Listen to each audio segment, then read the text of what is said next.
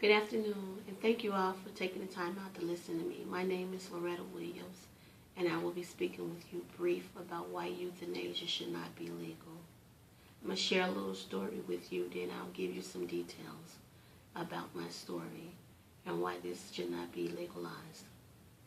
A few months after being diagnosed with lung cancer, Michael Freeland requested and received a lethal prescription from a suicide advocate doctor named Peter Reagan.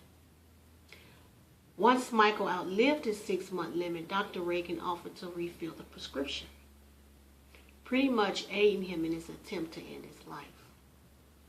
Over a year later, after receiving the first prescription, Freeland was placed in a psychiatric treatment facility for depression and suicidal intentions. The psychiatrist that was treating him wrote and sent a letter to the court after Freeland was discharged saying that he was not competent and needed a guardian. Freeland died naturally and comfortably, almost 2 years later after his first lethal prescription.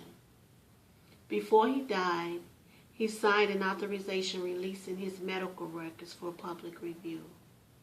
So let's see how safeguards failed Michael Freeland.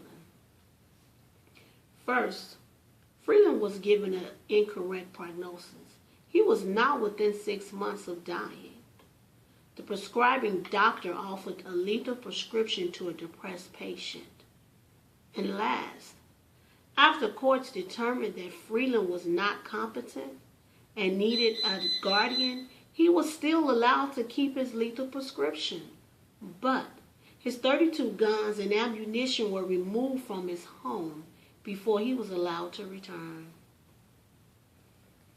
This is just one of many stories on why euthanasia should not be legalized. Now let's look at the Webster Dictionary meaning for euthanasia. Euthanasia is the act of putting to death painlessly or allowing dying, as by withholding extreme medical measures, a person or animal suffering from incurables, especially a painful disease or condition. Euthanasia is also called physician-assisted suicide, which is PAS, which is when a physician provides medication to others provides medication or other means to a patient with the understanding that the patient intends to use them to commit suicide. Patients requesting PAS requested for a number of reasons: treatment for pain, depression, hopelessness, psychological stresses, concerns about burden or dependencies on family members, and the economic hardship from the expenses of health care. These conditions are shared also by scholars. The New York State Task Forces of Life and Law warns that patients may be pressured to consent to euthanasia when care is expensive or burdensome to others. Susan Wolf says to consider the dangers of assisted suicide in the context of managed care. Nancy Osgo laments. She also says that this may lead older people to seek assisted suicide rather than becoming an economic burden on their younger family members. It is also feared that physicians and other healthcare providers will, as well as the hospital managed care organizations that are faced with financial incentives to reduce healthcare spending, will pressure their patients into consenting or requesting assisted suicide. This also has potentials to make physicians feel that they must present the interests of society, encouraging patients to choose less costly alternative things, such as PAS or euthanasia. PAS and euthanasia can also have economic objections on the role of the patient's family. They may pressure the patient to choose assisted suicide to avoid spending funds that the patient otherwise can leave to them. And the family may feel pressure because they're spending too much of their own money.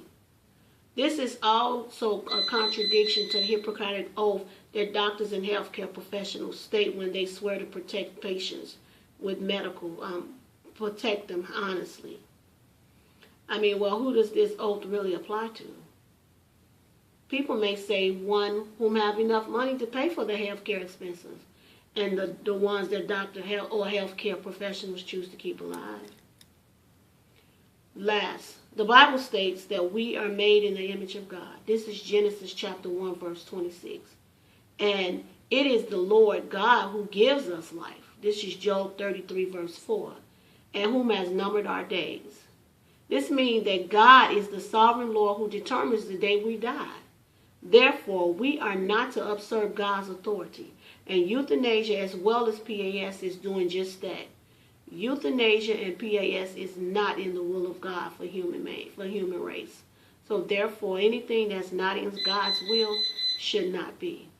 Thank you for your time.